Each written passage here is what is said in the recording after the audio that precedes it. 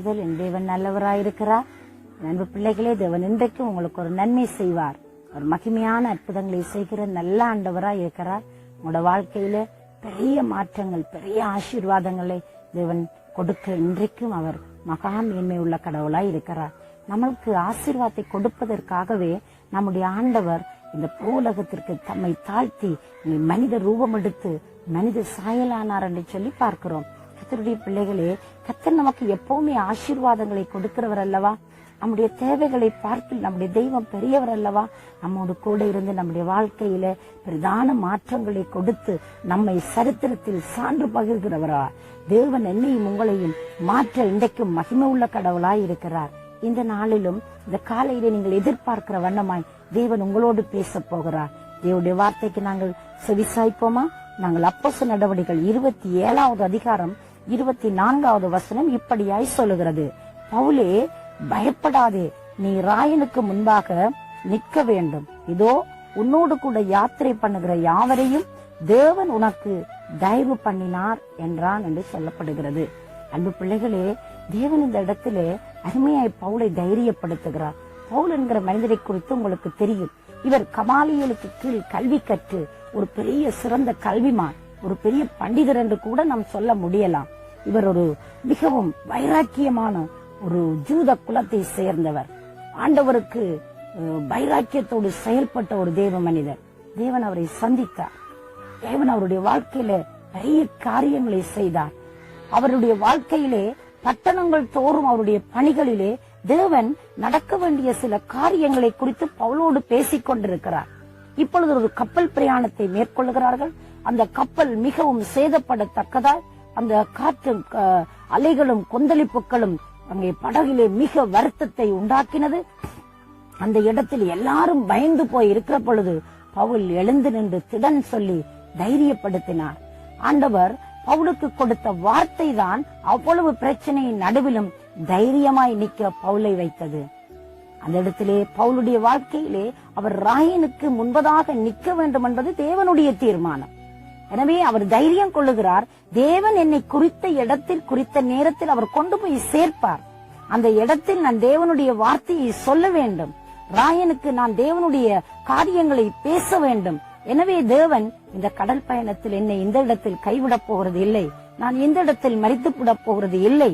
எனக்கு தேவன் அற்புதம் செய்வார் என்ற நம்பிக்கையோடு இருக்கிற பொழுதுதான் வார்த்தை இப்படியாய் சொல்லுகிறது. தேவன் அவருக்கு என்ன செய்தார்? அந்த இடத்தில் இருக்கிற விதத்தில் தயவை உண்டு பண்ணினார் என்று சொல்லப்படுகிறது.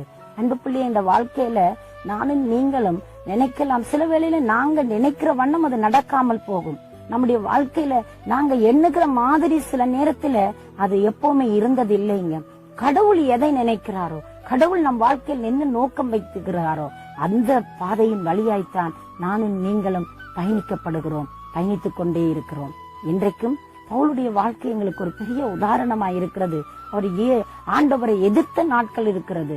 அறியாமையினால் அவர் எதிர்த்த பொழுதும் ஆண்டவர் அவரை சந்தித்து மறுபடி விடுவித்த பொழுது அவர் ஆண்டவருக்கென்று சாதனை படைக்கிற ஒரு நல்ல தேவ மனிதனாய் மாறினார்.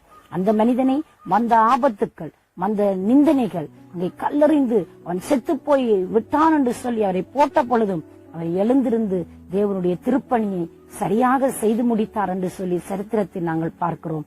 இன்றைக்கு பவுலுக்கு ஆண்டவர் தாமே தைரிய கொடுக்கும்படியான வார்த்தையை அனுப்புகிறார். நான் உனக்கு தயவு பண்ணுவேன். நீங்க பாருங்களேன், அங்கே மெலித்தா தீவிலே போய் அவர்கள் அங்கே தங்கி இருந்து குளிருக்கு நெருப்பை மூட்டி அங்கே இருக்கிற பொழுது விறகெடுக்க போன பொழுது விறகிலே இருந்து அந்த விறகுக்குள் இருந்த பாம்பு அவரை கடித்தது. அவ்வளவு மனிதர்கள் மத்தியிலும், அத்தனை பேர் பயணித்தவர்கள் மத்தியிலும் பவுலுக்கு மட்டும் பாம்பு கடித்தது. தேவன் பவுலை அந்த இடத்திலிருந்து அவ்வளவு மகிமையாய் விடுவித்தார் என்பதை மற்றவர்களும் பவுலும் உணர்ந்து கொள்ளும்படியாய் மகிமையான அற்புதம் செய்தார். அந்த பாம்பு கடித்து அவன் செத்து போய் விடுவான் என்று எல்லாரும் எதிர்பார்த்து கொண்டிருக்கிற பொழுது ஆண்டவர் அதிலிருந்து தப்புவித்து அங்கு தீயிலே உதறினார். அந்த பாம்பு செத்து போனது என்று பார்க்கிறோம். தேவனுடைய பிள்ளைக்கு எதிராய் எது வந்தாலும் தேவன் சும்மா இருக்க மாட்டார். தேவன் பார்த்து கொண்டிருக்க மாட்டார். இறங்கி வந்து அவர்களுக்காய் அற்புதம் செய்கிறவராய் இருக்கிறார். செங்கடலை பிளந்து நடத்துற பொழுது ஆண்டவர் மோசைக்கு சொல்லுகிறார், நீங்கள் அமிழ்ந்து போக மாட்டீங்க, நீங்க அழிஞ்சு போக மாட்டீங்க, நீங்க சும்மா இருப்பீங்க, நான் உங்களுக்காய் யுத்தம் பண்ணுவேன் என்று சொன்னார். பாத்தீங்களா ஆண்டவருடைய யுத்தத்தை? எந்த செங்கடல் அவர்களுக்கு தடையாயிருந்ததோ அது பயந்து ஒதுங்கி நின்றது போல 2ஆய் பிரிந்தது. மக்கள் மகிமையாய் வெற்றி களிப்போடு ஆடலோடு பாடலோடு அந்த இடத்தில் இருந்து அவர்கள் கடந்து செல்கிறார் என்று சொல்லி நாங்கள் பார்க்கிறோம். அன்பு பிள்ளைகளே, அந்த ஆண்டவர் அங்கே எந்த செங்கடல் வழிவிட்டு கொடுத்ததோ அதே செங்கடல் எதிரி படைக்கு புதைகுழியாய் மாறி ஒரு ஈயக்குண்டு அமிழ்ந்தது போல அவர்கள் எல்லாரும் அமிழ்ந்து அழிந்து போனார்கள். ஆனால் தேவஜனமோ பாடி புகழ்ந்து கர்த்தரை மகிமைப்படுத்தி கொண்டு கடந்து போனது. பவுல் செத்து போய் விடுவான் என்று சொல்லி எல்லாரும் நினைத்த பொழுது தேவன் அதிலிருந்து தப்புவித்து எல்லார் மத்தியிலும் தயவை உண்டு பண்ணி தேவனுடைய திட்டத்தின் பால் தேவனுடைய சித்தத்தின்படி அவர் எல்லாவற்றிலும் எல்லா இடங்களிலும் தேவனுடைய வார்த்தையை திருவசனத்தை வல்லமையாய் அதிகாரத்தோடு ஆதாரத்தோடு பிரசங்கம் பண்ணி தேவனே அங்கே மகிமையானவர் கர்த்தரே தெய்வம் என்பதை உறுதிப்படுத்தினார். தேவன் சொன்ன வார்த்தைகள் ஒன்றும் வெறுமனையாகல, அவர் வாக்கினால் சொன்னதை கரத்தினால் நிறைவேற்றுகிற கடவுளாயிருக்கிறார். பவுலின் கையினால் தேவன் விசுவசித்த அற்புதங்களை செய்தார் என்று அப்போஸ்தலர் நடவடிக்கைகளிலே நாங்கள் படிக்கிறோமே. அன்பு பிள்ளைகளே, இன்றைக்கும் பவுலுக்கு தயவுண்டு பண்ணி பவுலுடைய வாழ்க்கையிலே தேவன் வைத்ததான திட்டத்தை அவர் நிறைவேற்றி முடித்தது போல இன்றைக்கும் தேவன் அற்புதம் செய்ய வல்லவராயிருக்கிறார். அவரை நோக்கி பார்க்க எத்தனை பேர் ஆயத்தமாயிருக்கிறீங்க?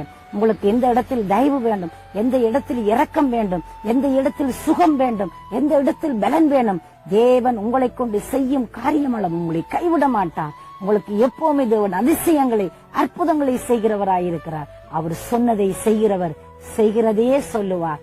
அவர் சொன்னதுதான். அன்பு பிள்ளையே, காற்றையும் கடலையும் அதட்டினவர், அவைகளை எல்லாம் அமைதிப்படுத்தின ஆண்டவர் இன்றைக்கு உங்களோட வாழ்க்கையில வல்லமை உள்ளவராய் இருந்து அவர் விடுதலை கொடுக்க வல்லவராயிருக்கிறார். அவரை நோக்கி பார்க்கிறீங்களா?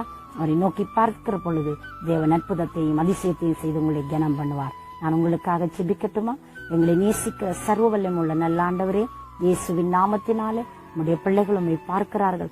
எந்த இடத்தில் தயவு இரக்கம் தேவை என்று நிற்கிறாங்களோ அப்பா, நீங்க உதவி செய்யுங்க. ஒரு ஆண்டவரே அற்புதத்தை செய்து உங்களுடைய மக்களை கனம் பண்ணி காத்துக் கொள்ளுங்க.